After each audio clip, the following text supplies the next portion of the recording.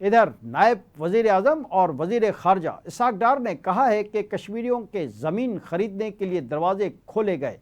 بھارت سری نگر میں دہلی سے حکومت چلانا چاہتا ہے۔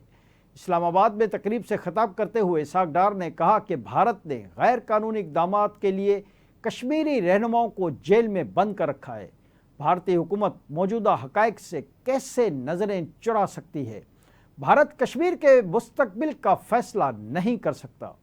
کشمیری جبر کے ماحول میں ہے، کشمیریوں کی جائیدادیں ضبط کی جا رہی ہیں۔ اسحاق ڈار نے کہا کہ بھارت سلامتی کونسل کی قراردادوں سے انکار کیسے کر سکتا ہے؟ کشمیر میں انسداد دہشت گردی کے قوانین کو توڑا جا رہا ہے۔ بھارتی حکومت موجودہ حقائق سے کیسے نظریں چرا سکتی ہے؟ بھارت کشمیر کے مستقبل کا فیصلہ نہیں کر سکتا۔ کشمیری جبر کے خلاف ماحول میں ہے، کشمیریوں کی جائیدادیں تیزی سے ضبط کی جا رہی ہیں۔ انہوں نے کہا کہ پاکستانی اور کشمیریوں کے رشتے صدیوں پرانے ہیں۔ بھارت غیر قانونی فیصلہ کشمیر پر لاگو نہیں کر سکتا۔ کشمیر پر پاکستان کی تمام سیاسی جماعتیں متفق ہیں۔ پاکستان سفارتی امداد تب تک جاری رکھے گا جب تک مسئلہ کشمیر حل نہیں ہوتا۔ وفاقی وزیر نے کہا کہ پاکستان نے اقوام متحدہ میں کشمیر و فلسطین کے لیے بار بار آواز اٹھائی۔ پلوامہ کی طرح پہلگام بھی بھارت کا ہی پلان تھا۔ افواج پاکستان نے بھارتی جارحیت کا منہ توڑ جواب دیا۔ اسحاق ڈار نے کہا کہ پاکستان بھارت کی جارحیت کا بھرپور جواب دے گا۔ پاکستان پہلگام واقعے کی بین الاقوامی تحقیقات کرانے کو تیار ہے۔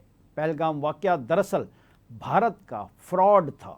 بھارت نے پہلگام پر جھوٹ بولا، لیکن ان کی قسمت خراب تھی۔ اسحاق ڈار نے کہا کہ بھارت کے اپنے میڈیا نے کہا کہ بھارت کا بیانیہ پہلگام پر ناکام ہو گیا ہے۔ پاکستان پرامن ملک ہے، لیکن کوئی اسے کمزوری نہ سمجھے۔ پاکستان پڑوسیوں سے اچھے تعلقات کا خواہش مند ہے۔ ڈائیلاگ اور ڈپلومیسی ہی مسائل کا اصل حل ہے۔ پاکستان تنازعات اور تشدد کو ہوا نہیں دینا چاہتا۔ انہوں نے کہا کہ پاکستان کی موجودہ حکومت کو دنیا جانتی ہے اور وہ کشمیر کے ساتھ کھڑی ہے۔ آرٹیکل 370 بھارت کے اپنے آئین میں تھا جو انہوں نے ختم کر دیا۔ بھارت کشمیر سے متعلق سلامتی کونسل کی قرارداد پر عمل درآمد کرنے کا پابند ہے۔